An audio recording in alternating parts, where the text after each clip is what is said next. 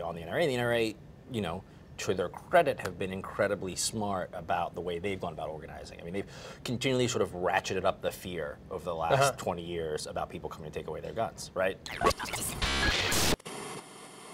Welcome to News Beast. How are y'all today? We've got David Friedlander in the house. It's Tuesday. Yesterday was one of the busiest news days I've seen in a long time, and yet still the Newtown massacre overshadowed it all, as it should be.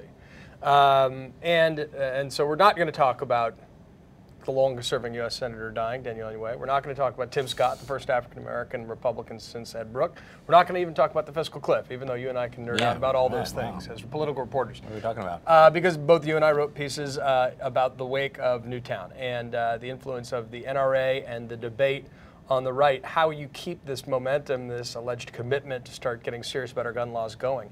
Your piece is about the power of the NRA and the way that they just are so out-organized anyone on the anti-gun side, with the exception of Mayors Against Illegal Guns. Well, I mean, it's not just about the NRA, but it's about the sort of lack of any kind of NRA counterpoint that, you know, that as over the last 30 years. I mean, it's really amazing that if you were outraged by this event, as many people were, and you were looking for a way to get involved, you actually would have a hard time doing that. And I sort of grew out of talking to people who were ready to do something and being like, well, what do I do now? Right. What's the next thing for me to do? Because there's nobody really reaching out to me, and like, even I can't even find people if I spend the time to look for it. Is that in part simply because the Brady campaign, which was sort of the original, and you sort of date the beginning of the gun control movement to the Brady campaign, obviously President Reagan's press secretary shot and severely disabled in the assassination attempt on him in 1981.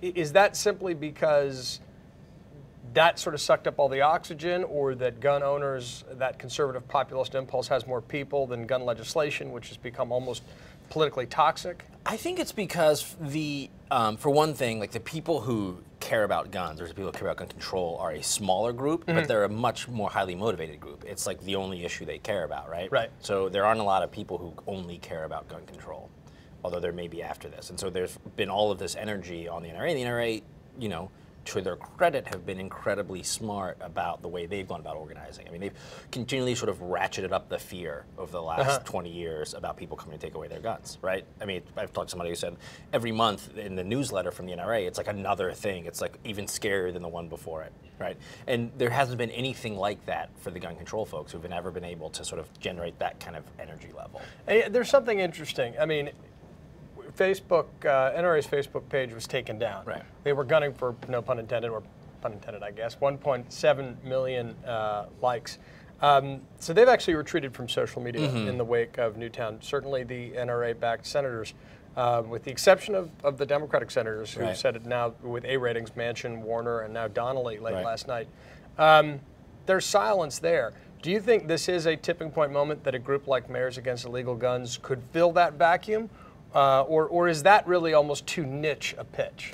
Oh, I think absolutely somebody should fill that vacuum. I mean, I think the nation is begging for someone to fill that vacuum, to come and send them a postcard that says, are you outraged by this? Send us $25 and give us your mailing address, and we're going to tell you, you know, put you on our mailing list, and we're going to tell you what rallies to attend to and who to vote for, and let's give you a scorecard and all that kind of stuff.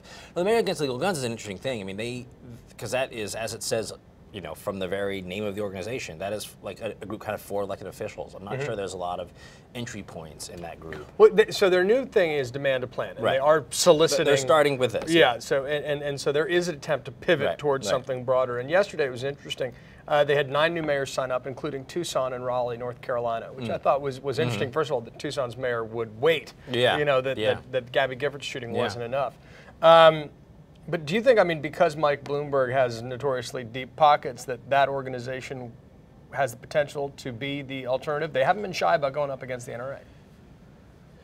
Well, I think in a way they sort of have been a little shy about going against the NRA. Really? Yeah, I don't think they're sort of like, I mean, they're like, it's mayors against illegal guns, for example, right? It's not mayors against high-powered assault rifles. It's like, let's just merely talk about the guns that are, you know, off the books.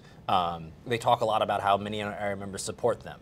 So they're not there throwing bricks at the NRA. I mean, and what they're trying to do is to sort of what seems like they'll do is target elected officials, right? And when the sort of circumstances are right, when there's a vulnerable incumbent in a district that's no longer good for them, as they did with Baca in California, who they defeated.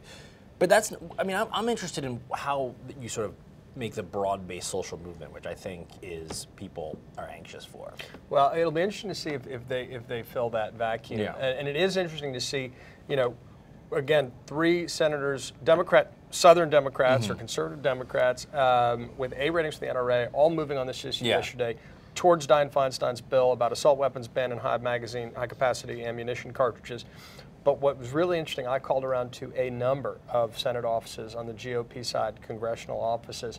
So far, the most you're really getting is silence. There's Pete King, there's Susan Collins, but there hasn't been that kind of move, even among centrist Republicans that haven't been embraced this before. So there's a waiting game that's going on, and it's going to be an interesting thing to see whether we hit a tipping point. And this conversation hopefully could inform that, or potentially could inform that, I should say, right? If there is, like, if all of a sudden the gun control group shows up with it and has 250,000 members, right, by the end of the year or something like that. Gonna have to look more like a million. Yeah. To get anyone to listen. Right. Final word? Final word. Oh man. Final word. We do that like that. I know, you really slipped it in. Ninja. The final word will be organization. Organization? Yeah. Wow. He's an organization man. Alex Berg, because our favorite Alex Berg is leaving us today. So fond wishes and sign out. Oh yeah. Oh yeah. Notice the purple hair and it's a good look. That's all for us at News Beast today. We will see you tomorrow.